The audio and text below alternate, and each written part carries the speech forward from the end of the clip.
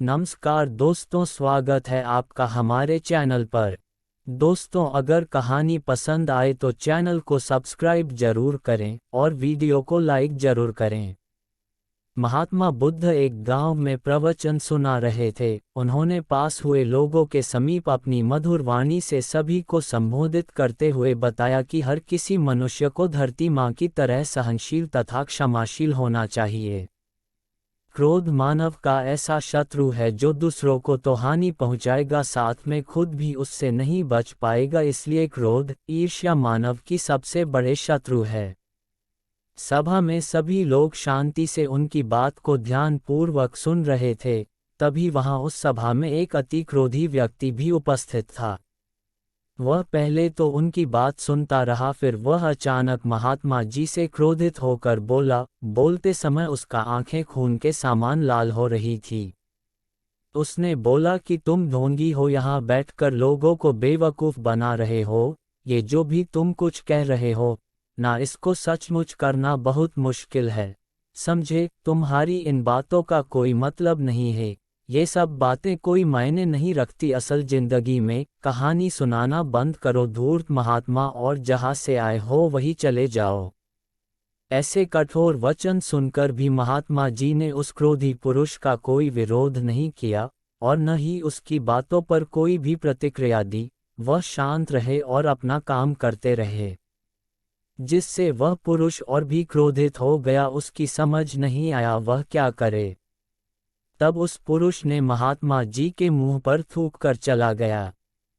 अगले दिन जब उस व्यक्ति का क्रोध शांत हुआ और उसे अपनी गलती का पछतावा हुआ, तब वह आत्मग्लानि में जलने लगा।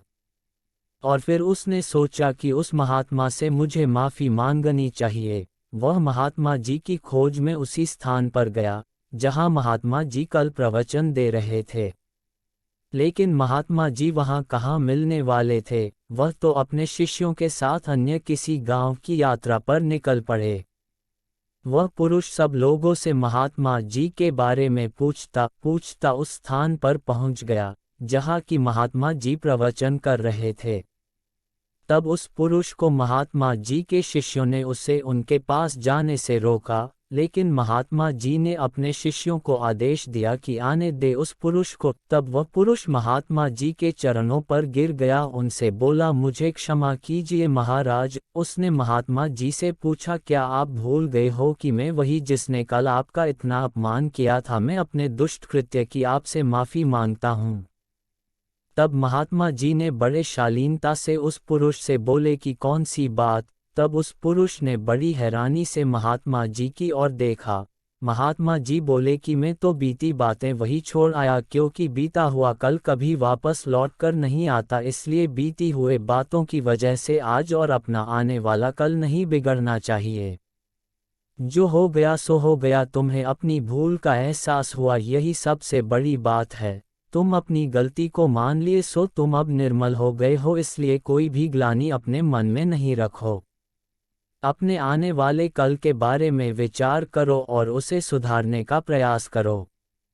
महात्मा जी की बात सुनकर उस पुरुष के मन का भार हल्का हो गया और उसने महात्मा जी के चरणों को पकड़कर कहा, आज से मैं अपने क्रोध का त्याग करता हूँ और धैर्यवान और क्षमाशील होने का प्रण आज से लेता हूँ।